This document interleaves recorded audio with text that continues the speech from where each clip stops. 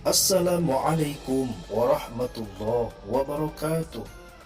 Bismillahirrahmanirrahim.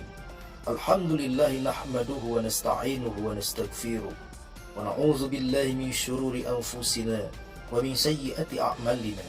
May yahdihillahu fala mudilla lahu wa may yudlil fala hadiya lahu. Asyhadu an la ilaha illallah wahdahu la syarika lahu. وأشهد أن سيدنا محمدا عبده ورسوله الذي لا نبي بعده وبعد.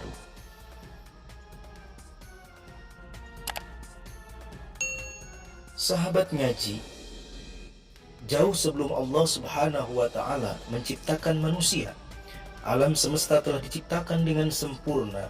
Bumi, bulan, dan bintang beredar sesuai ketentuannya. Selain itu, Allah Subhanahu wa Ta'ala telah menciptakan pula iblis dan malaikat. Iblis terbuat dari api, malaikat terbuat dari cahaya. Allah Subhanahu wa Ta'ala menghendaki ada seorang khalifah di bumi. Kepada iblis dan malaikat, Allah Subhanahu wa Ta'ala berfirman, "Aku hendak menjadikan seorang khalifah di bumi." Mereka bertanya kepada Allah Subhanahu wa Ta'ala, "Apakah engkau hendak menjadikan orang yang merusak dan menumpahkan darah di sana? Sedangkan kami bertasbih memujimu dan menyucikan namamu." Lalu Allah berfirman, "Sesungguhnya aku mengetahui apa yang kamu tidak mengetahuinya." Allah Subhanahu wa Ta'ala menciptakan manusia. Dialah Adam. Adam, nenek moyang umat manusia. Adam terbuat dari segumpal tanah liat yang kering dan lumpur hitam yang dibentuk sedemikian rupa. Setelah bentuknya sempurna, Allah Subhanahu wa Ta'ala meniupkan roh kepadanya. Allah Subhanahu wa Ta'ala juga menganugerahkan akal dan pikiran kepada Adam. Allah Subhanahu wa Ta'ala mengajarkan nama-nama benda kepada Adam. Setelah itu, Allah Subhanahu wa Ta'ala mengumpulkan para malaikat dan jin. Allah Subhanahu wa Ta'ala memerintahkan malaikat untuk menyebutkan nama-nama benda yang ada. Namun, malaikat tidak mampu melakukannya. Mereka tidak memiliki pengetahuan tentang itu semua. Mereka menjawab, "Maha suci Engkau, tidak ada yang kami ketahui selain apa yang telah Engkau ajarkan kepada kami.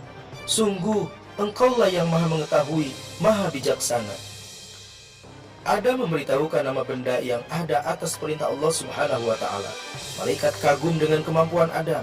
Mereka paham mengapa Allah Subhanahu wa Ta'ala memilih manusia sebagai khalifah di bumi. Manusia memiliki akal, oleh karena itulah manusia memiliki banyak pengetahuan. Atas kelebihan yang dimiliki Adam, Allah Subhanahu wa Ta'ala menyuruh malaikat dan iblis untuk menghormatinya dengan cara bersujud kepada Adam alaihissalam. "Hendaklah kalian bersyukur dengan cara bersujud kepada Adam." Perintah Allah Subhanahu wa Ta'ala kepada malaikat dan iblis. Malaikat melaksanakan perintah Allah Subhanahu wa Ta'ala. Mereka bersujud sebagai tanda penghormatan, kecuali iblis. Iblis berasal dari golongan jin yang juga tinggal di surga. Iblis merasa lebih mulia daripada Adam sehingga enggan bersujud. "Aku lebih baik dari dia. Engkau menciptakan aku dari api, sedangkan dia engkau ciptakan dari tanah," kata iblis dengan sombongnya.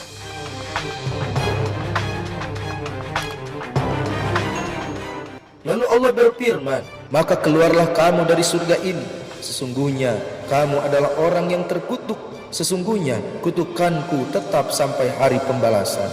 "Ya Allah, tangguhkanlah hukumanku sampai hari mereka dibangkitkan," pinta iblis.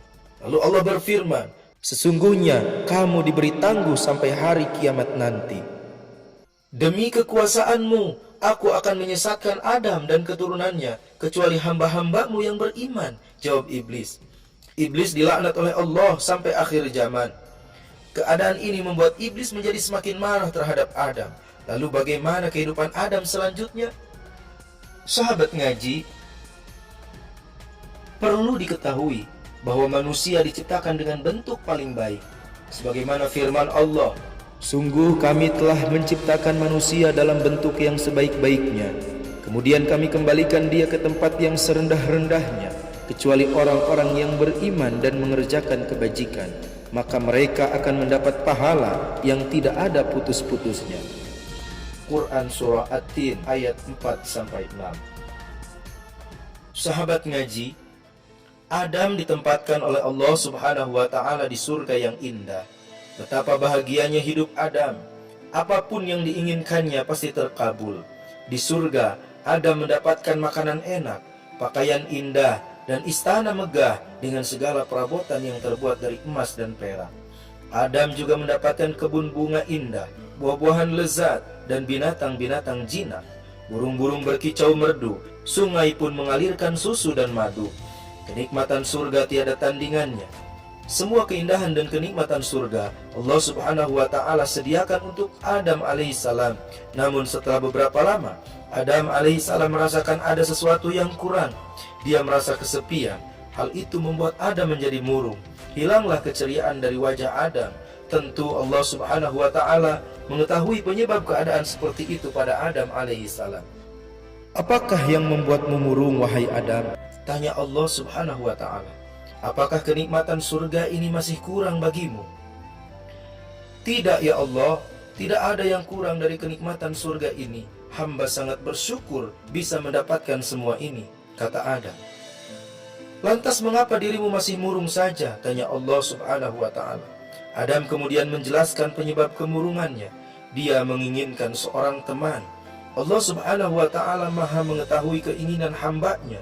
Allah Subhanahu wa Ta'ala adalah maha pencipta. Ketika Adam tengah tertidur pulas, Allah Subhanahu wa Ta'ala menciptakan teman hidup untuk Adam. Teman hidup itu adalah seorang perempuan. Dia diciptakan Allah Subhanahu wa Ta'ala dari tulang rusuk Adam. Dia adalah Hawa. Allah Subhanahu wa Ta'ala menciptakan Hawa untuk menjadi pendamping bagi Adam alaihissalam. Saat terbangun, Adam kaget bercampur gembira. Di sampingnya telah ada seorang perempuan. Adam sudah diberitahu oleh Allah, perempuan itu adalah Hawa pendampingnya. Para malaikat melihat teman hidup Adam itu. Belum pernah mereka melihat makhluk seperti itu. Mereka pun bertanya, siapakah dia wahai Adam?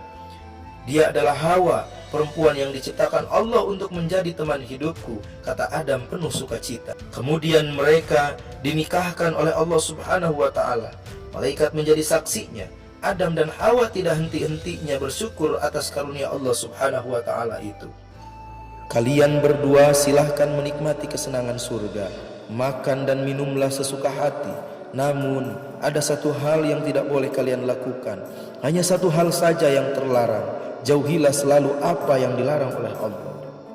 Ya Allah, apakah hal yang terlarang itu? Tanya Adam dan Hawa keheranan. Janganlah kamu dekati pohon itu. Ia akan menyebabkan kamu termasuk orang-orang zalim. Jauhilah pohon itu. Kalian tidak boleh mendekati pohon itu, apalagi sampai memakan buahnya, kata Allah Subhanahu wa Ta'ala. Baiklah ya Allah, kami berjanji akan mematuhi segala perintah-Mu, kata Adam dan Hawa. Melihat kebahagiaan Adam dan Hawa membuat iblis merasa iri. Lalu apa yang akan dilakukan iblis terhadap Adam dan Hawa? Sahabat ngaji, perlu diketahui, surga 100 tingkat. Rasulullah Shallallahu Alaihi Wasallam bersabda, sesungguhnya surga terdiri atas 100 tingkat. Jarak antara dua tingkatnya seperti jarak antara langit dan bumi. Allah menyediakannya untuk orang-orang yang berjihad di jalannya. Hadis riwayat Bukhari dan Muslim.